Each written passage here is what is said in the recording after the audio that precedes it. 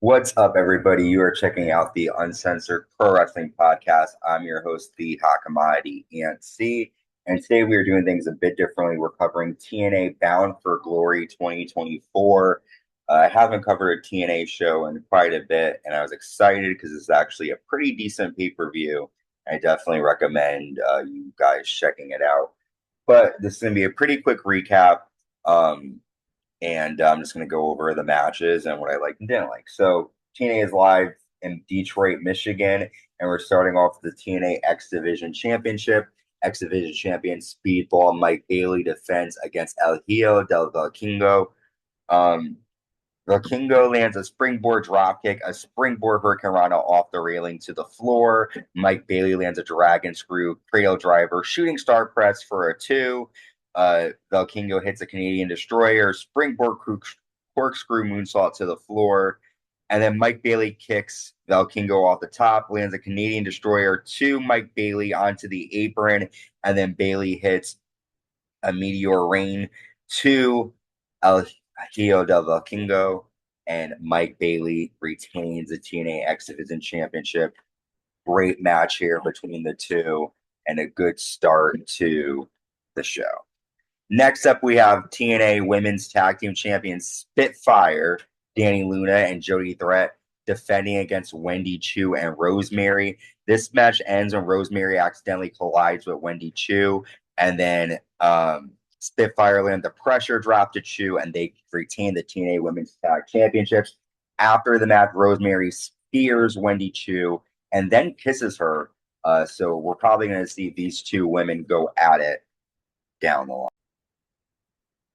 Next, we have Steve Maclin taking on Josh Alexander, and I've always seen Josh Alexander as a good guy, so seeing him as a heel was interesting.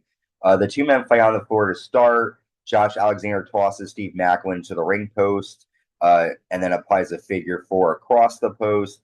Alexander lands 5 German suplex, and Steve Maclin says, "Fuck you, Alexander," and lands 10 Germans to Alexander. And then Maclin hits an Olympic slam, superplex, Death Valley driver to get a 2 count. Josh Alexander zip ties Steve Macklin's hands together and stomps on Maclin. Maclin spears Alexander upside down in the corner and dives into Alexander on the floor. Alexander lands a tombstone for a 2. And then Alexander hits a German suplex and applies the ankle lock. And because Macklin's arms are tied, he can't do anything but pass out. And Josh Alexander gets the victory here. Decent, great match between the two. I enjoyed what they did, and for a match that really had, no really gimmicky stuff involved, and it was actually pretty decent. Next, we have the the TNA Digital and TNA International Champion PCO defending against Matt Cardona in a Monsters Ball match. Cardona is wearing a Ghostbusters outfit out to the ring. Cardona backdrops PCO onto the ring steps. PCO does the same to Matt Cardona, but backdropping him through a door. And then Cardona sets up a door between chairs and sets up a chair underneath the door. But then Matt Cardona bombs PCO off the top rope through that door for a 2 count. Cardona puts tacks in PCO's mouth and then lands a big boot to PCO. PCO spears the door into Matt Cardona and smashes the door over Matt's back. Matt lands a low blow, and then he gets a barbed wire bat and hits PCO with it. But PCO chokeslams Matt Cardona into tacks and lands a moonsault, and PCO retains the championships and wins in the Special Monsters Ball match. Next up, we have Moose with JDC taking on Mike Santana. Moose lands a big boot and power bombs Mike onto the apron and then tosses Mike into the ring steps. Mike Santana spits on Moose and punches him. Santana lands a rolling buck 50 for a 2. Santana hits OAC for a 2 count, a DVD into the corner, and then a 450 splash for a 2. Moose power bombs Mike Santana onto the ring apron.